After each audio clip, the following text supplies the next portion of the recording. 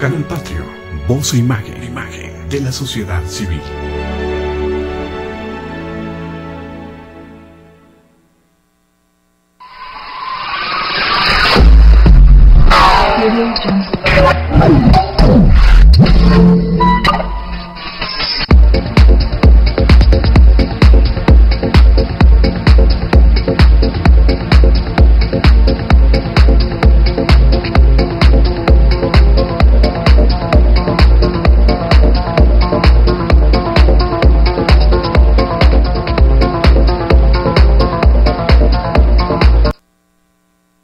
Muy buenos días a todas y todos ustedes. Estamos aquí en canalpatrio.tv, voz e imagen de la sociedad civil.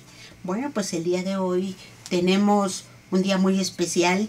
Están con nosotros compañeros nuestros del Sindicato Mexicano de Electricistas, jubilados en resistencia, que bueno, nos hemos organizado. Ellos tienen junto con nosotros un programa los miércoles muy interesante, muy importante, y le damos la bienvenida tanto a Oscar Leslie como a Jorge Luis Vargas, compañeros nuestros, con el tema actual, el de la reforma laboral.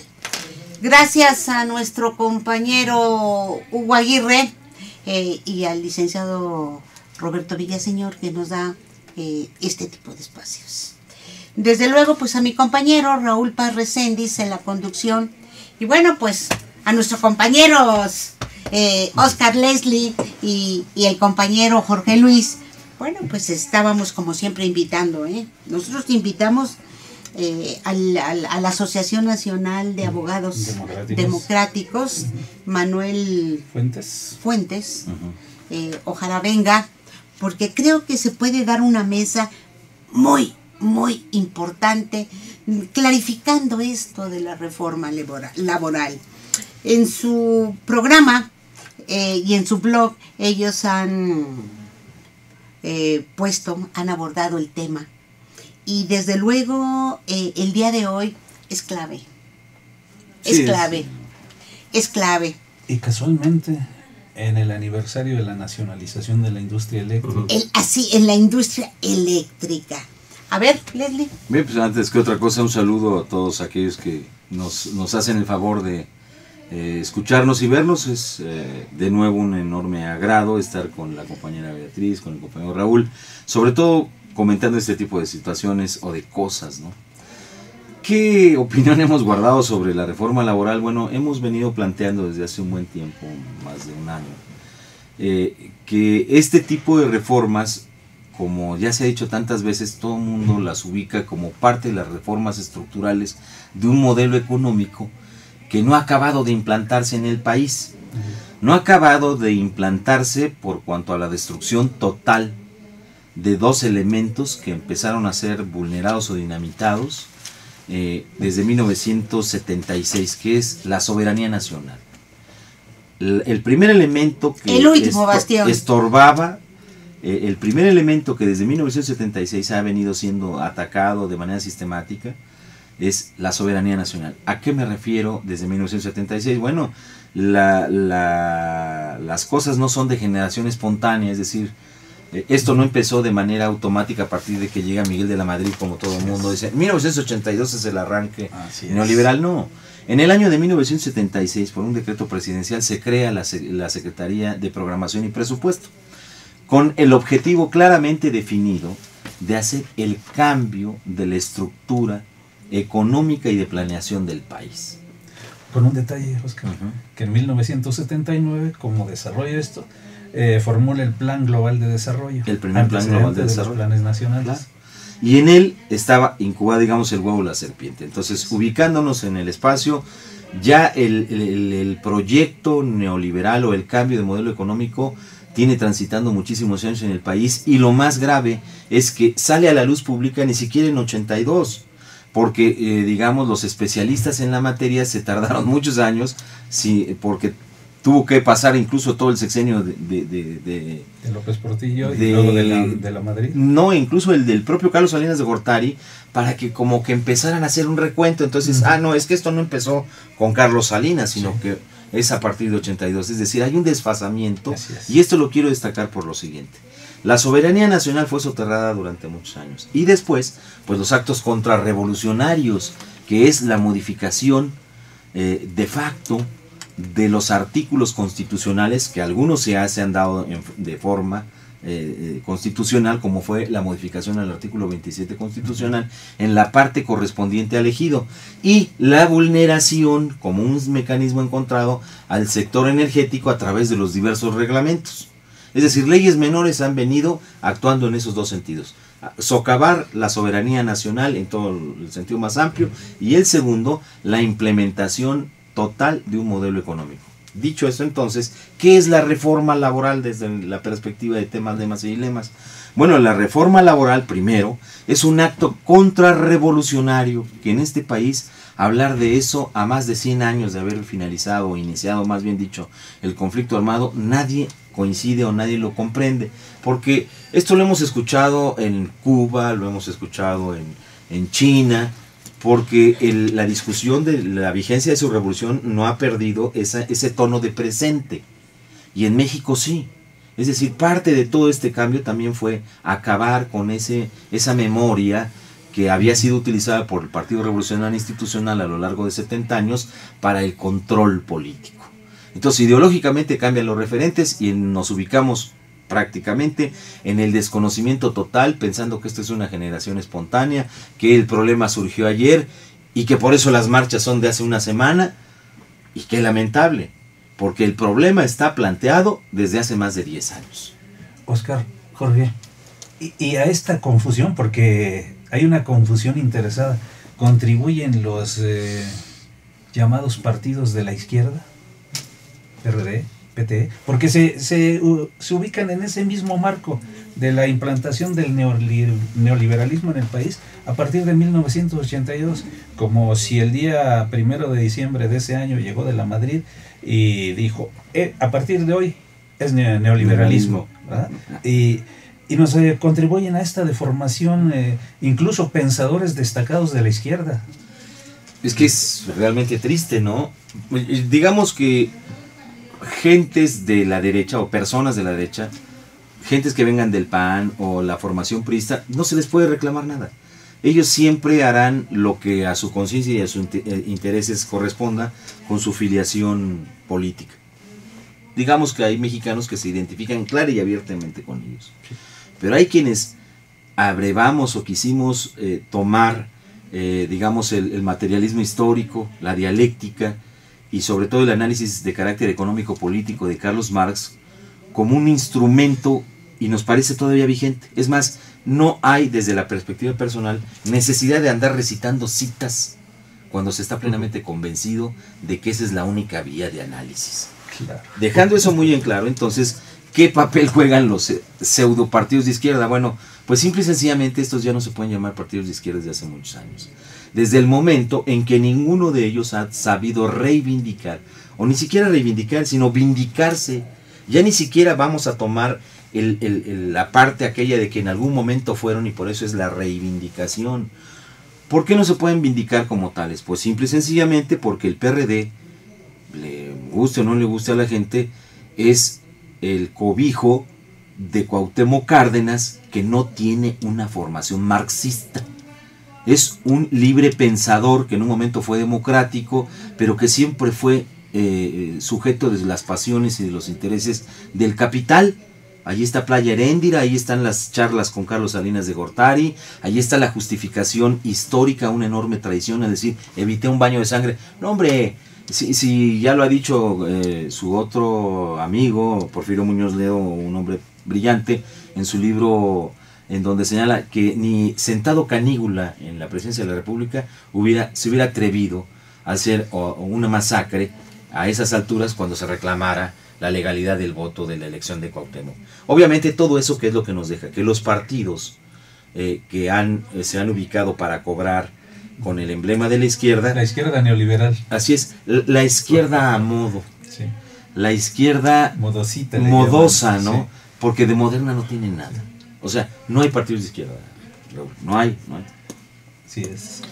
Sí, pues yo quisiera agregar primero algo que aquí se está comentando, cómo va cambiando la historia a través de los años, ¿no? Hace todavía por ahí de los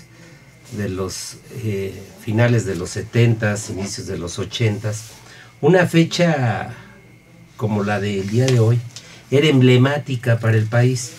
Es decir, se festinaba mucho la cuestión de la nacionalización de la industria eléctrica que se dio en 1960. Todos los gobiernos de posición revolucionaria, más que revolucionaria, nacionalista, defendían como un gran logro del Estado mexicano el que esta industria estuviera en manos de mexicanos, ¿no? Y en buena medida se sumaba pues parte de la izquierda, ¿no? Que la izquierda pues, siempre, aun cuando era en ese tiempo más nacionalista los gobiernos, de todos modos se cuestionaba, ¿no? Pero bueno, y hoy cambia la historia. Nosotros hemos venido señalando que en buena medida la derecha recuperó en 100 años lo que fue su posición en el mundo del trabajo. Sí, la industria en manos de ellos, los bancos, las empresas, el petróleo, todo en manos de ellos. Hoy lo han venido recuperando casi en 100 años después de la revolución. Algo que señalábamos el día de ayer era precisamente que producto de la revolución se logra plasmar en nuestra Constitución el artículo 123, algo que para ese entonces todavía en el gobierno de Venustiano Carranza se estableció de no querer ceder esos derechos que habían sido conquistados por millones de mexicanos, ¿no? Y en buena medida, bueno, se vuelve a levantar en armas Villa y Zapata para lograr precisamente que se implemente el artículo 123 de la Constitución y fue considerada en el mundo una constitución de gran avanzada para el tiempo, ¿no? Y hoy resulta que casi a 100 años de esa gesta heroica, casi a 100 de que se promulga la Constitución en el 17, pues estamos de regreso. Y que de muchas cosas, también decíamos el día de ayer en nuestro programa, que se logra por ahí de los años 30, la conformación de la Ley Federal del Trabajo, hoy estemos en un pleno retroceso de las conquistas que a través de todos estos años se habían generado para los trabajadores de este país. Y que desafortunadamente, y esto lo hemos venido reconociendo en infinidad de foros y de programas que hemos hecho, tanto aquí en Canal Patrio como lo hemos hecho en otras estaciones de radio, Raúl, hemos nosotros dicho que hemos estado sosteniendo que no estamos representados la población mexicana por ningún partido denominado de la ideología que sea, ni de derecha ni de izquierda, y simple y sencillamente estamos expuestos pues a que si no somos capaces de unificarnos nosotros como mexicanos, no seremos capaces de sacar adelante este país. Que este país, como hemos venido viendo a través de ya de muchos años, ha venido pues a la baja, y que a un país no se le abandona cuando lo ve uno golpeado, sino tenemos que intentar cómo rescatarlo, cómo pelear por él para lograr pues los objetivos que todos como mexicanos y como seres humanos del mundo tenemos derecho, ¿no?, a tener una vida de benefactores para todos. Bueno, en estos días hay prácticamente, lo han dicho, un cerco a Palacio Legislativo, en la Cámara de Diputados, pues. Yo creo que es en verdad una chulada ver la respuesta, la fotografía que aparece. Contrastar las fotos de la jornada, ¿no? De portada y contraportada. Pues sí, porque contrastando, ¿verdad? Por un lado hay un repudio a la iniciativa de Calderón y por el otro lado se desata la furia por la crisis en Grecia. Realmente... Perdón, sí. Vean las dos fotografías y te escuchamos, Betty, porque este es el telón de fondo, ¿no? Pues sí, yo creo que es indignante verdaderamente cómo la clase política, en contubernio con las grandes empresas transnacionales, están dando la puntilla ya lo dijo Leslie, a toda el Estado Nacional requiescan timpache. Es decir, cuando uno ve de cerca las condiciones laborales de los trabajadores, se ve el gravísimo retroceso que existe en las condiciones laborales, en la percepción de ingresos, del ingreso, de las injusticias que se están en estos momentos cocinando, no solamente por la comisión dictaminadora de la Comisión del Trabajo, sino que se va a dar un evento importante en el pleno de la Cámara de Diputados el día de hoy.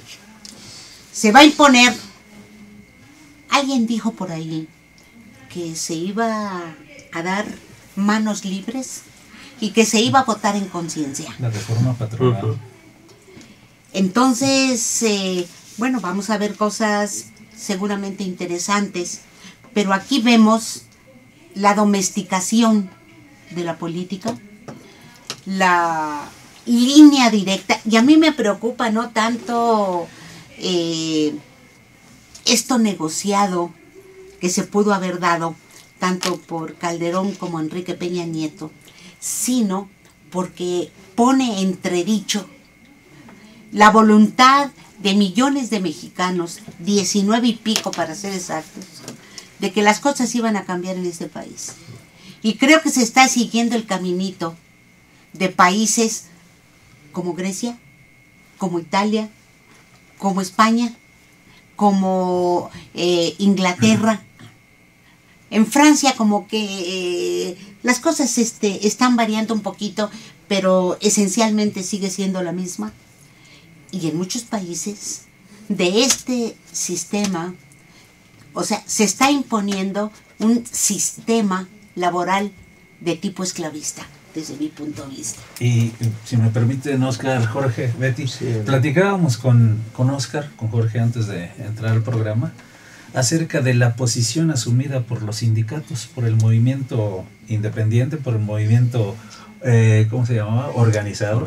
Perista, con posiciones claramente reactivas, es decir, defensivas a todo un proceso que se venía cocinando desde hace varios años, que incluso subieron a la Cámara de Diputados diversas propuestas, tanto el PAN como el PRI, como el PRD, que incluso antier ingresó una nueva propuesta, y bueno, y hoy salen a protestar, cuando la protesta debió haber sido por parte de los sindicatos desde hace muchos años, precisamente en una actitud preparatoria, ofensiva, contra todo esto que se veía venir. Es lo que platicábamos, Oscar, hace un rato. Claro. Tenemos un partido que es el Partido del Trabajo, ¿no? ¿Por qué no se puso a trabajar? ¿Por qué se puso a trabajar? Claro. En esa idea. Betty acaba de... Muy bueno, muy bueno. Betty acaba de señalar, digamos, en el contexto de la globalización. Sí. ¿Qué es lo que ha venido pasando con la reforma laboral? ¿O qué sucedió? ¿Cómo es la reforma laboral? Tanto en Francia como en España y hoy día como en Alemania. Hay un abismo entre las reformas laborales francesa y alemana con relación a la española y a la mexicana. Y nosotros lo hemos señalado. Primero, la transformación del mundo del trabajo aquí y en China no obedece a ninguna concepción estructural a las que invoca el capitalismo actual. Y esto ha sido dicho desde hace muchos años. Se me va a permitir dar lectura de algo o sobre algo que yo creo que nos da con mucha claridad.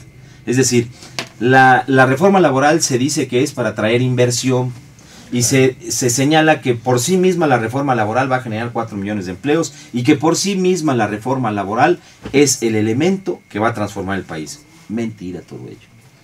Porque el movimiento del dinero, es decir, las inversiones internas y externas, no se orientan bajo ninguna circunstancia sobre dos premisas: ni por el interés colectivo, ni tampoco se estructura el movimiento del capital en función de la organización que den terceros, es decir, una ley. Desde hace muchos años se escribió esto. El único motivo que determina al poseedor de un capital a utilizarlo, de preferencia en la agricultura o en la manufactura o en un ramo específico del comercio al por mayor o al por menor, es la consideración de su propio beneficio. Jamás se le viene a las mentes calcular cuánto trabajo productivo pone en actividad cada uno de estos modos de empleo y qué valor añade al producto anual de las tierras y del trabajo de su país. Esto fue dicho hace muchos años, está contenido en una obra, un escrito que se llama Los manuscritos económicos y filosóficos, escritos en 1844 por Carlos Marx, y esta es la parte correspondiente a la dominación del capital sobre el trabajo y los motivos del capitalista. Y la cita que acabo de leer no es de Carlos Marx, fíjese. Alguien puede decir, no, pues es el reaccionario. No, esto lo escribió Adam Smith en el tomo segundo, en las páginas 400 y 401 pueden encontrar esta definición. En la riqueza de las naciones. En la riqueza de las naciones. Y por si fuese poco, otro economista de la misma época señala lo siguiente: para el capitalista el empleo más útil del capital es el que con la misma seguridad le rinde mayor ganancia. Este empleo no es siempre el más útil para la sociedad. El más útil es aquel que se emplea para sacar provecho de las fuerzas productivas de la naturaleza. Esto es escrito por Say en su libro análogo y está puesto en la página 131. ¿A qué se refiere Say con esto? Bueno, hoy se maneja con un cinismo y un candor. Dice, hombre, ¿quién va a pensar que nosotros estamos tratando de pagar o hacer que se regularice el trabajo por hora y estas gentes de izquierda están mal informando al pueblo? Que van a dividir 60 pesos entre 8. No. Pues No. El capitalista se va a obligar a pagar mínimamente por una hora 60 pesos. Qué ingenuidad y qué candor. Por no decir qué gran ofensa. Y algunos tenemos la cara, pero que no las vean de esa manera. No se vale, ¿no? Y para finalizar, termino con el siguiente comentario. Dice, las operaciones más importantes del trabajo están reguladas y dirigidas de acuerdo con los planes y las especulaciones de aquellos que emplean los capitales, y la finalidad que estos se proponen en todos los planes y operaciones es el beneficio. Así pues, la tasa del beneficio no sube como las rentas de la tierra y los salarios con el bienestar de la sociedad, ni desciende como aquellos con la baja de este. Por el contrario, esta tasa es naturalmente baja en los países ricos y alta en los países pobres, y nunca es tan alta como en aquellos países que con la mayor celeridad se precipitan a la ruina. El interés de esta clase no está, pues, ligado como el de las otras dos en el interés general de la sociedad. El interés especial de quienes ejercen un determinado ramo del comercio de la industria es siempre, en cierto sentido, distinto al interés del público y con frecuencia abiertamente opuesto a él. El interés del comerciante es siempre agrandar el mercado, limitar la competencia de los vendedores. Esta es una clase de gente cuyos intereses nunca serán exactamente los mismos que los de la sociedad, que en general tienen el interés de engañar y estafar al público. Dicho por Adam Smith. Y hace casi 2 siglos. 2 siglos. Entonces, con estas consideraciones de carácter técnico, político, económico, podemos reflejar precisamente qué ha pasado en Europa y qué pasa en México. Alemania y Francia, digamos que capitalistas como son, al menos tienen el recato de tratar de conducir sus reformas bajo la ciencia económica y tratando de reconocer que dentro de la economía y el análisis de la economía política, el análisis de la fuerza del uso del trabajo, del cambio tecnológico, del plusvalor, es riquísimo y muy amplio. Y dicen, bueno, pues si yo tengo un campo de investigación y hay una renovación de carácter tecnocientífico, siempre tendré una alta productividad. Entonces es obvio que los capitalistas europeos, particularmente los alemanes, tienen una enorme inversión en tecnología porque saben que poniéndola en juego con la fuerza de trabajo, y que esta evidentemente también le han limitado, pero solo revisemos las reformas laborales alemanas frente a lo que pretenden los capitalistas en México, y revisemos lo que han dicho los franceses, y es, yo diría, hasta la salvación del país si esa reforma la pusieran, que no estoy de acuerdo. Pero ¿cómo actuó la clase trabajadora alemana? Se sentó durante años a negociar, a presionar. Primero en la unidad de producción, en la fábrica. Sé tus intenciones de querer cambiar las condiciones, ponlas en la mesa y vamos a discutirlas. Pero fue el interesado directo. Ahí hablamos de otras cosas que no son... ¿Y aquí qué ocurre? Y de otro tipo de representación. De otro tipo de representación sindical. Aquí el trabajador no es considerado. No es considerado. Segundo, ¿por qué la reforma española? Y aquí obviamente Betty tiene pues puesto el dedo en el acento, ¿no? Aquí están las imágenes. España y Grecia están gobernadas por la derecha cavernaria de esos países, al igual que nosotros. La derecha cavernaria se ha instaurado en el poder político porque es la derecha cavernaria capitalista la que controla y tiene sus empleados tanto en el gobierno como en los partidos políticos, todos. Y lo que señala Betty es claro, con una precisión. Se pusieron de acuerdo Felipe Calderón y Enrique Peña Nieto, claro, en los primeros días de ese equipo de transición, pero no para presentar la propuesta, sino para cumplir. Es decir, tanto Felipe Calderón como Enrique Peña Nieto habían prometido ya a la oligarquía en diversos momentos de manera separada esta reforma. Y entonces, ¿qué es lo que está sucediendo? Lo que estamos viendo políticamente hablando es que el empresariado, como aquí se le conoce a la oligarquía nativa, está cobrando sus facturas. Le cobra la factura a uno que ya se va y que se tardó en pagársela. Sí. Es Felipe Calderón. Y más o menos le puede decir, mira amigo, yo a ti, después del fraude bíblico de 2006, te legalicé. Dijo, no te pude legitimar porque legitimidad nunca ha tenido. Pero lo legalizó, es decir, le dio el papelito, lo calificaron en la elección y fue presidente. Y no me has terminado de pagar, amigo. Entonces tú tienes que enviarle, te tienes que comprometer a empujar. Y tú, jovencito, a ti te construí una imagen de presidente que en 6 años me costó muy cara. Y también te impuse, te compré. De tal manera que ya no quiero ni esperar 6 años y estar con los pleitos que traigo con este señor, y mucho menos voy a empezar contigo. Así es de que me pagan.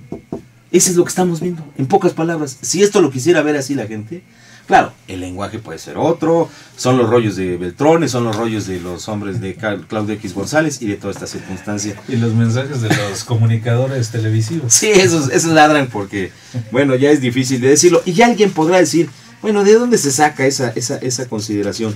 Pues miren, nada más hay un dato. Tenemos en México a 81.120.000 mexicanos que hemos determinado con las expresiones no peyorativas, pero muy claras que entendemos los mexicanos, a veces entendemos, entre jodidos y rejodidos. ¿Por qué? Porque según el Banco de México, alrededor del 53% de los 104 millones de habitantes están en una situación de pobreza. Es decir, este 53% representa a 56.160.000 mexicanos muertos de hambre, por la definición que da el propio Banco de México, que es un nivel de consumo por debajo de las necesidades mínimas de alimentos básicos y de algunos otros bienes no alimentarios básicos. ¿Quién sabe qué querrá decir esto? Pero esto es pobreza. Oye, Oscar, pero si acaba de declarar Calderón hace 2 días que somos un país de clase media. Sí, es lo que dijo, pero como que el Banco de México no le pasó estas cifras, porque además hay un apéndice sobre los pobres. Señala también que cerca del 24%, es decir, otra franja de mexicanos, una cuarta parte, entiéndase el 24%, como 24.960.000 mexicanos, que aunados al anterior nos dan los 81.120.000 millones de mexicanos. Estos últimos, estos 24.960.000, están en una definición que se llama extremadamente pobres, es decir, con un ingreso insuficiente incluso para la nutrición adecuada. De ahí que el término que nosotros utilizamos, hablando en español y utilizando el idioma más castizo, tenemos a 81.120.000 mexicanos jodidos y rejodidos. De tal manera que yo no me explico 2 cosas. Primero, ¿de dónde surge la duda? Y algunas de estas voces viperinas, lenguas viperinas de Canal X y X. Bífidas. Dicen que es ofender al pueblo de México al señalar los que se vendieron. Hombre, de estos 81 millones pueden tomar a los que quieran para comprarlos con las tarjetas Monex, y que fue lo que hicieron. Y esto definitivamente lo sabe perfectamente el PRI y la oligarquía, que es quien pagó todo esto, por eso están cobrando las facturas. Y si revisásemos la numeralia nacional, el nivel de endeudamiento es terrible. Ahí es a donde me gustaría mucho que tocaran el tema, porque bueno, es algo oscuro, algo que se encuentra en el subterráneo, ¿verdad? En las capas más subterráneas, ¿verdad? Del infierno. En el inframundo. Sí, el cómo la deuda externa, nadie la mienta, Nadie habla de ello, ¿verdad? Ni la interna. No, pero pues tenemos más de 4 billones de dólares. La deuda externa en este momento es de alrededor de 119.654 millones de dólares. Esto a febrero de 2012, por eso dije alrededor. Sí, porque y la deuda interna se ubica precisamente en 4 billones 32.651.3 millones de pesos, que son todos los pesos del mundo y son todos los billones que jamás en nuestra vida vamos a ver juntos. Y su evolución es la mejor demostración de estas cosas que leímos hace un rato, en donde todos estos capitales que han sido ya consolidados como deuda, solo referiremos, por ejemplo, para aquellos que tengan el interés de buscar más información, que hay mucha a la disposición afortunadamente, ¿qué son los pidiriegas? Estos famosos pidiriegas es un esquema que buscó el gobierno para pedir préstamos para la infraestructura, particularmente en Petróleos Mexicanos y en la Comisión Federal de Electricidad. ¿Y qué significa esto? Tratando de simplificarlo ni más ni menos. Es decir, los cuates del Partido Popular en España, que tienen muy buenos cuates, así, cuates con esa connotación que en México sabemos qué es decir, que es un cuate, se pusieron de acuerdo desde hace muchos años. Y entonces por eso es que, para que esos cuates que no tenían lanas, que digamos que si pudiéramos ver una película de esas viejas, los veríamos con alpargatas llegar a México, con una bolsita en el lomo, y queriendo hacer fortuna, y finalmente le hicieron, llegan al sector eléctrico. Entonces, los mexicanos rancherotes sacan la cartera y le dicen, te presto dinero para que vengas a poner la empresa. Ah, pero no puedo hacer eso porque me ve la gente y me va a criticar. Yo voy a pedir un préstamo diferenciado para infraestructura y cambia, Y entonces ya lo meto a la circulación lícita, y entonces saco digamos, una especie como de convocatoria, es decir, una licitación, para que me ofrezcan la construcción de plantas generadoras de energía eléctrica, violando la Constitución en el artículo 27, pero amparadas en un reglamento menor de la ley, que es decir, una ley de tercer o cuarto orden, en donde se dice que tú, españolito, vas a venir a darle el servicio a Walmart y otras tiendas que, como no les podemos dar la energía eléctrica, entonces tú eres la persona que vas a construir sus plantas para el autoconsumo y la cogeneración compartida. Y lo que sobre, los excedentes, nos los vendes. Ah, porque no te vamos a permitir venderlos, No, nosotros ponemos aquí los precios de garantía para ti y de perjuicio para el pueblo de México. Pero ¿cómo es entonces este dinero que te lo hice llegar a ti? Ah, bueno, entonces tú firmas un papel que me digas, mira, como en México hay muchas restricciones y no hay seguridad jurídica, porque tu Constitución dice esto, yo no puedo invertir. Lo que yo puedo hacer es, mediante los mecanismos financieros internacionales, solicitar préstamos apalancados que se denominen pidiriegas. Bien, todo este enredo no es más que para llegar a decir, bueno, ya aquí está el dinero, tú construyes la planta, y esto no se metió a la deuda. Se dejó como algo por separado.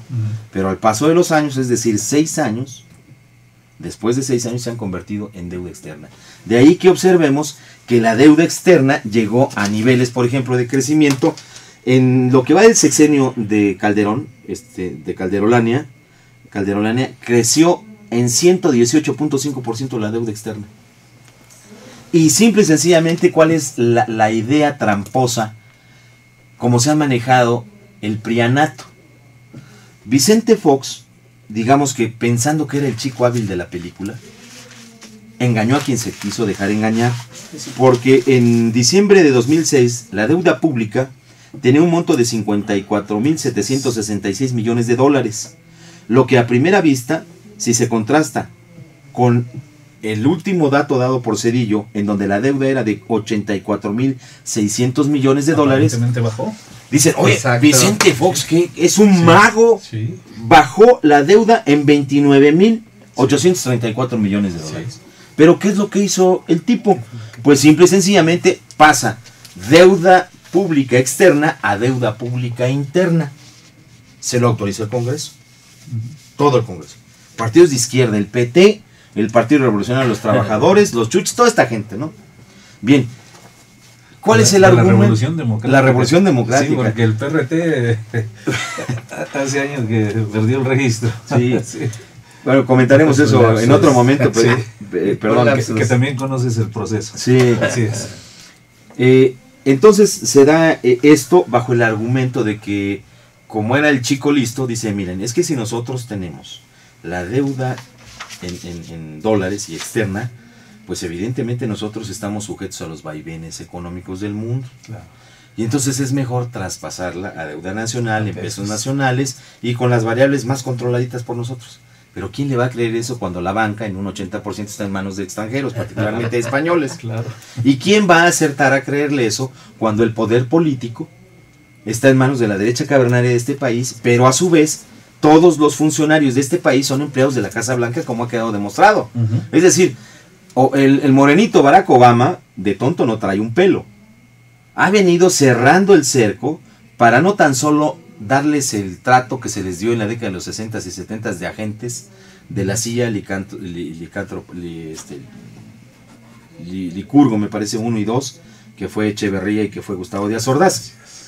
Litempo, ¿no? Litempo, perdón. Sí.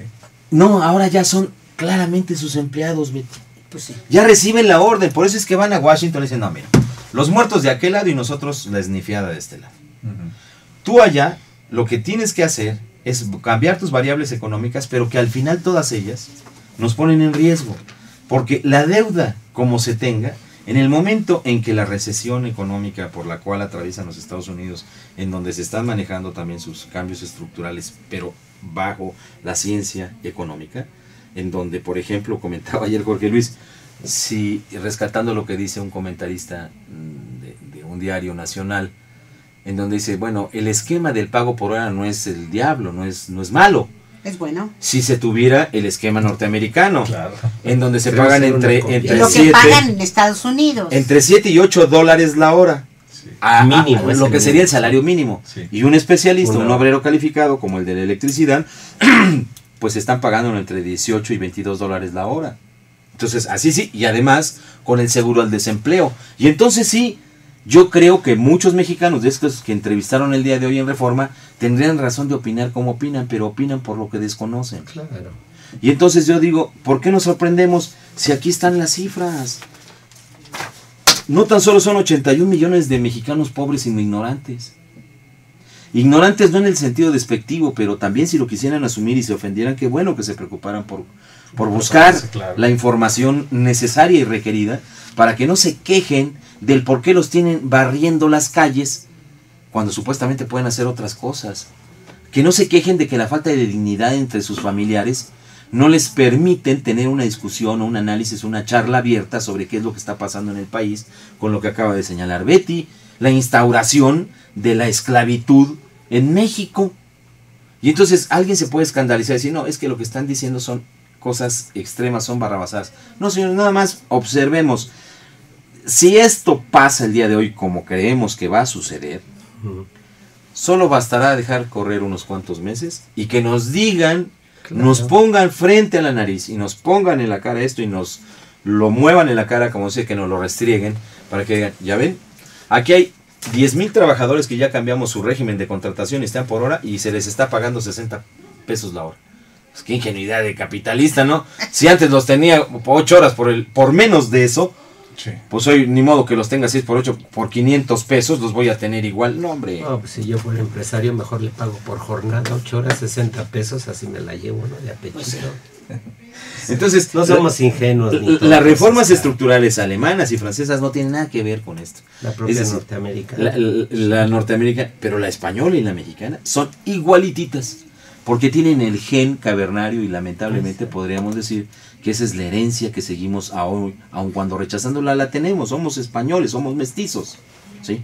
De ahí la enorme integridad de estas gentes como Rajoy y Calderón, que pues entre copa y copa, entre chupe y chupe, acordaron, por ejemplo, los 380 millones de dólares para que los astilleros gallegos, que es de donde es Rajoy, que es gallego, por cierto, digo, por aquello de los chistes gallegos, pues ni más ni menos que se ha firmado, como dirían ellos, que se ha firmado un convenio que le permite a 2 navieras, en el caso de España, a Navantia de Ferrol y Barreras de Vigo, firmaron un convenio con Pemex a oscuras por 380 millones de dólares para que construyan hoteles flotantes.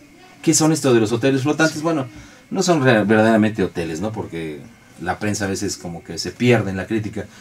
Son estancias para los trabajadores petroleros, es decir, se tiene un menor gasto en dejar a los trabajadores en la plataforma 1 mes, 2 meses y luego recogerlos y traerlos. No, mejor así cumplen con la jornada de 8 horas. Véase, ya empieza por ahí la reforma. ¿Por qué hacen eso? Porque es más barato regalarle 380 millones a Navantia de Ferrol y a Barreras de Vigo como un favor de cuates a este tipo Rajoy, porque debo comentar que Felipe Calderón sí es el presidente del empleo, sí, para los gallegos. Claro. Los gallegos que estaban a punto. Sí. No, estos 2 astilleros que son los más grandes, que de ellos vive toda la industria naviera gallega, los ha salvado. Oye, y Mourinho también era. Sí, era gallego, ¿no? Así es. Sí, es que, vamos, nosotros aquí tenemos a los yucatecos y ellos allá tienen a los gallegos. Y el ¿no? pueblo de Vigo, por ejemplo, está sufriendo de condiciones apremiantes. Me comentaba una amiga muy querida, ella es de allá, acaba de regresar, que hay una inflación bárbara. Cada día es más escasa la posibilidad de que los viejos mantengan todas sus jubilaciones. Están recortando medicinas, es decir, yo creo que esto hay que trasladarlo no solamente a los trabajadores, sino a los que sufren, a las familias de los trabajadores. Entonces, bueno, en ese sentido creo que es evidente el asunto, pero yo creo que desde el punto de vista político, me parece que se aventaron el boleto de que lo presentara en estos momentos Calderón para que el paquete pudiera salir antes de y no después de. Esto tiene un costo político, desde luego, y que el costo lo sufriera Felipe Calderón, más no Enrique Peña Nieto. Pero bueno, lo vamos a ver meses más adelante cómo se ponen las cosas, porque en principio yo lo decía, a mí me parece que viene a defraudar la confianza, el anhelo de que las cosas pudieran cambiar con un partido distinto al panista, ¿verdad?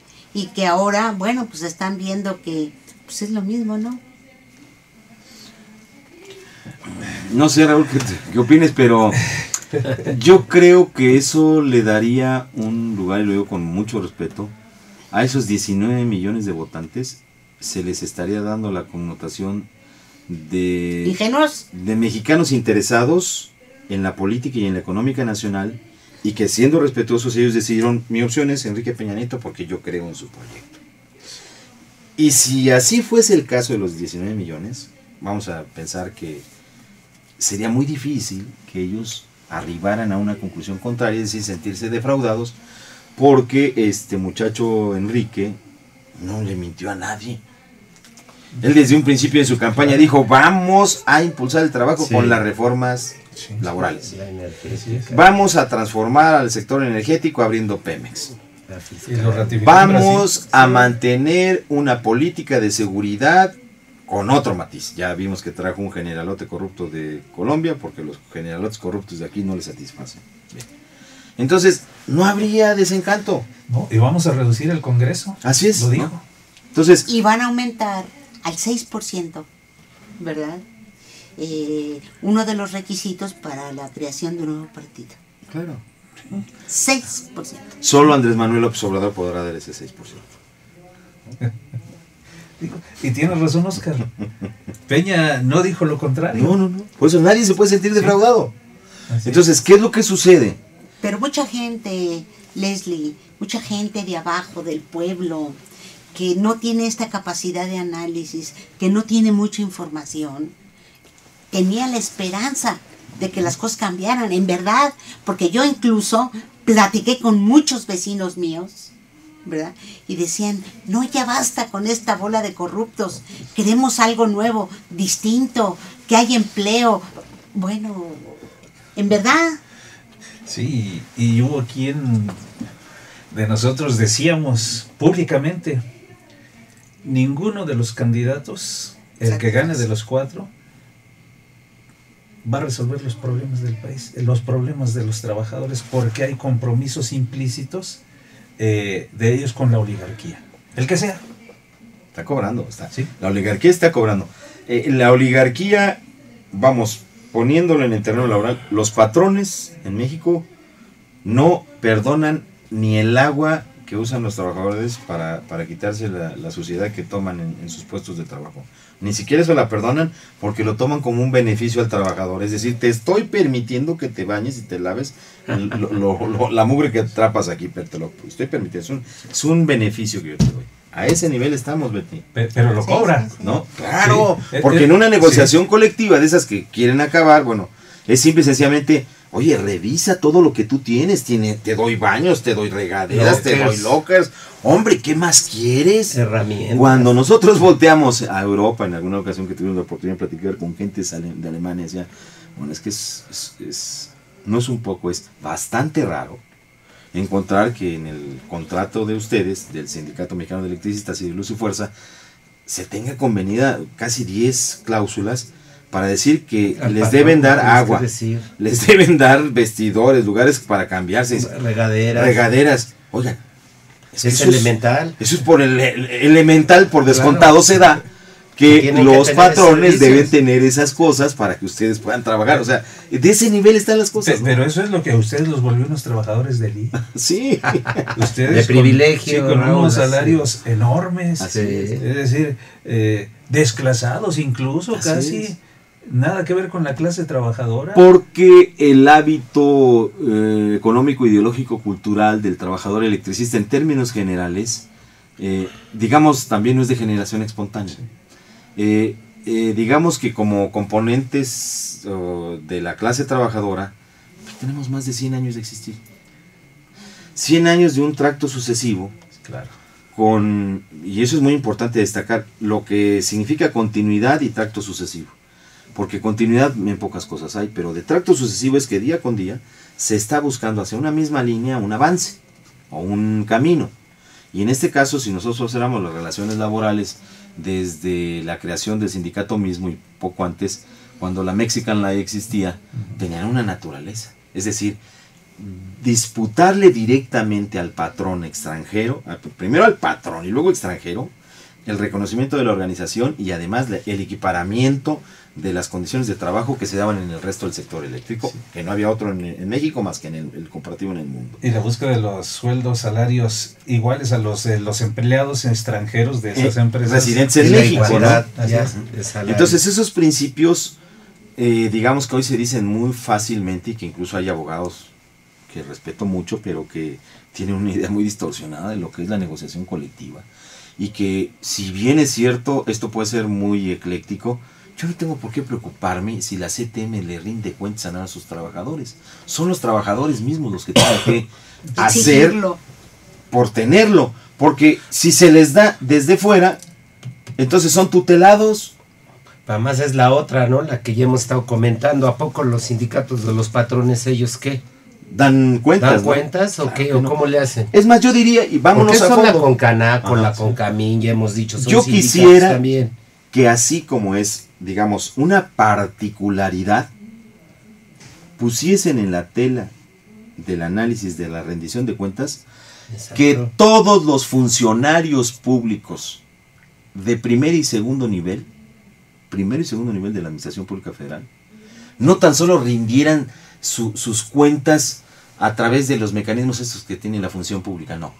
Que cada ciudadano tenga el derecho de pedirle al presidente de la República cómo se administró su salario mes a mes. Es decir, de lo que el presidente gana, cuánto le dio para los chiles y las verduras a su esposa, cuánto ganó, y esto no es vacilada, Claro. porque de ahí vamos a transparentar Lo dos mismo que cosas. piden de los sindicatos, ¿Cómo ¿no? es posible que los presidentes en México salgan tan enriquecidos, no tan solo por la pensión, sino por las posesiones, los bienes que tienen? Es decir, serían todos merecedores al Premio Nobel de Economía, porque con ese salario importante, pues de pronto escalan posiciones que en Forbes Millonarias. estarían peleando muchos industriales, ¿no? Entonces, no es una exageración, pero me parece que si se busca la transparencia hasta ese nivel, que sería correcto, pero que desde mi punto de vista son los propios trabajadores los que tienen que pedirlo. ¿Por qué? Porque si no lo piden, es seguirlos manteniendo tutelados, son menores de edad, son tarados, son gentes que no son capaces de moverse por sí mismos. Pues claro, no se mueven o porque no encuentran la determinación o porque lamentablemente es una condición que no vamos a poder mejorarla desde fuera si desde dentro no tienen las aptitudes y los deseos de hacerlo. Suena muy raro esto, pero simple y sencillamente hay condiciones que el interesado es el primero que debe actuar para rescatar sus intereses. Que tome en todos los conciencia, órdenes. ¿verdad? Que tome conciencia Si no, de nada va a de servir. su propia condición. Por eso es que hoy vemos movilizaciones importantes y un pretendido cerco al Congreso de la Unión. Yo esperaba que se movieran amas de casa, padres de familia, taxistas, todo el mundo decir, no podemos permitir esto en atención a esto, lo que tú comentabas. Yo voté por Enrique Peña Nieto, pero no estoy de acuerdo en esto. No, es decir, la apatía, la displicencia, la complacencia en nuestro país se ha instaurado de una manera tan terrible que es la carta de naturalidad. Es el cheque en blanco extendido a todos los políticos, a la clase política en México, para hacer lo que son. Está señalando otro aspecto sumamente importante, el cheque en blanco que aparentemente reciben o creen que reciben los miembros del Congreso, no solo los del gobierno federal, estatales, municipales, sino los miembros de los congresos federal y estatales.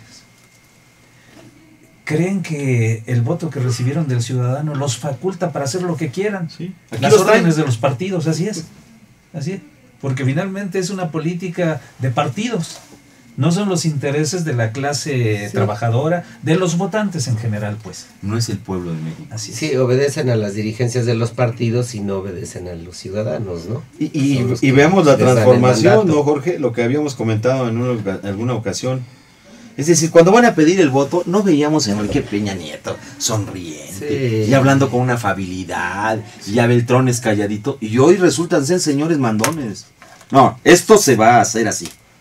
Esto Pasa porque pasa. Pasa porque pasa. Sí.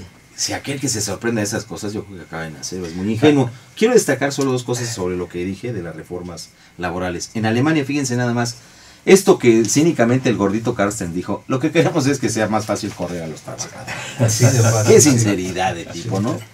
La ley alemana, ¿Cuál sinceridad? la ley alemana restringe el despido procedente a 3 causas. El comportamiento del trabajador, es indiscutible. Su incapacidad para trabajar y la situación económica de la empresa. Es decir, se entiende que no puede llevar adelante un trabajo porque la capacidad económica de la empresa se ha restringido. Es decir, lo que en México tenemos ya como el desequilibrio en los factores de la producción y la parte correlativa en la procesal para determinar la reducción y el despido de personal en caso de cambio tecnológico o en su defecto de no tener recursos para hacerlo, a lo cual los manda a un concurso mercantil. Y luego señala que el despido será improcedente fuera de estos casos. Solo estos 3 casos tienen justificación. No más. Fuera de esos, el trabajador, si es despedido, puede Reclamar. Así Y luego es. dice, fija otro elemento que ha sido el argumento recurrencial, al cual hasta los abogados, que me disculpen, pues tienen una visión muy corta, muy de mediano plazo, muy centavera, diría yo. Dice, las empresas que empleen a menos de 11 personas con horarios de 30 horas semanales, ¿qué diferencia hay, no? Cada una quedan excluidas de la norma que protege el despido. Tampoco están protegidos los trabajadores que lleven menos de 6 meses contratados, ¿sí? Aquí ponen un primer elemento. Tú, Walmart, no vas a poder utilizar este recurso para correr a los trabajadores. Eso queda para una empresa, la pyme, de 11 trabajadores, en donde no hay un contrato colectivo, no hay un sindicato, ¿sí? En donde yo no estoy de acuerdo tampoco con eso, ¿verdad? Pero si finalmente, como lo señala aquí, las empresas que emplean a menos de 11 personas con horarios de 30 horas a la semana, 30 horas ya, cada una quedan excluidas de la norma que protege el despido. Y lo que protege el despido son los 3 puntos anteriores, ¿no? Es decir, están en la libertad de decirle a un trabajador, simple y sencillamente, no es que te hayas portado mal, no es que, no, ya no quiero que estés aquí, ya no te puedo pagar. Ya no te ocupo. Y eso ocurre a diario en este país desde hace miles de años. Sí, Perdón por y la con la ley exageración. que tenemos. Sí. Bueno, pues fatalmente nuestro amigo el ingeniero Hugo Aguirre nos ha dicho el tiempo corre, ya estamos en el límite. Yo quiero agradecer a Oscar Leslie y desde luego a nuestro compañero Jorge Luis Vargas que hayan estado aquí. Yo los quiero invitar para el próximo lunes, si es que ellos tienen a bien aceptar, Así es. porque le vamos a dar continuidad a esto. Claro. Y vamos a tener que empezar a hacer algunas conclusiones en torno, o posibles con propuestas con respecto a lo que viene. A mí me parece que es importante hacer conciencia. Por ejemplo, rápidamente, ¿estamos contra el tutelaje? ¿Estamos contra el paternalismo? Bueno, la Constitución tutela derechos. Entonces, yo creo que Perdón. se ha atacado de más.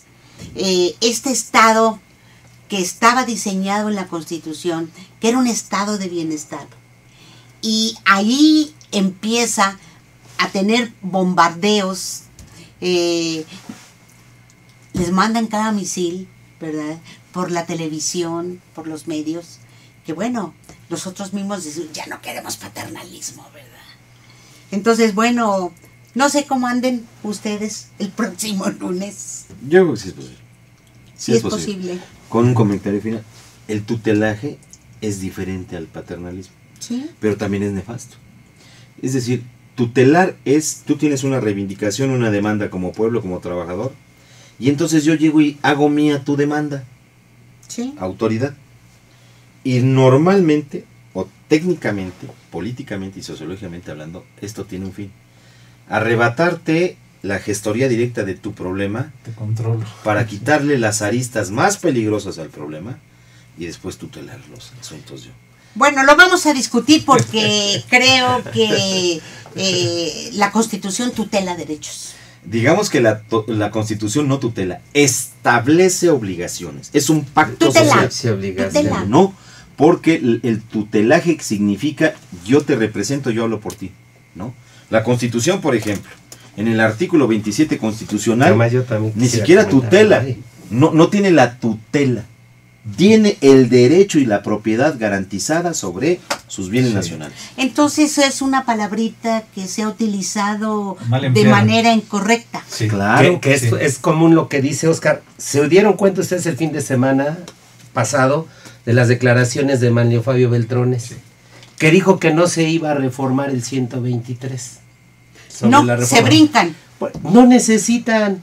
reformarla, porque efectivamente él piensa que lo que estás diciendo tú, como que estamos tutelados, ¿no? Ahí estamos nosotros en el 123 y no va a pasar nada. La No ley necesitan secundaria. modificarlo precisamente porque es una ley secundaria, igual como lo estaba señalando Oscar, en términos de lo que dice el 27 y 28 Bueno, si constitucionales. tuviéramos otra Suprema Corte de Justicia, ¿verdad? Bueno, Operarían algunos... La tremenda corte. pues sí, operarían La tremenda algunas corte. acciones, ¿verdad? En contra de X o Z, ley reglamentaria. yo creo que es más fácil cambiar la actitud y la percepción y sobre todo la toma de conciencia, porque no es un problema de actitudes, me retracto de ello, de millones de mexicanos.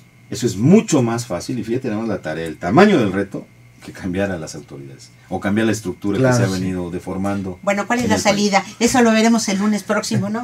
Claro. Bueno, pues Betty. gracias. Muchas gracias. Gracias al A ingeniero Hugo. Hugo Aguirre. Gracias a Canal Patria, el licenciado Roberto Villaseñor. Gracias a usted por sintonizarnos. Nos vemos el día de mañana en punto de las 11. Pásela bien. Sí, sí, es muy interesante todo esto. Y si vamos entrándole a más detalles de la reforma laboral en Alemania, Canal Patrio, voz e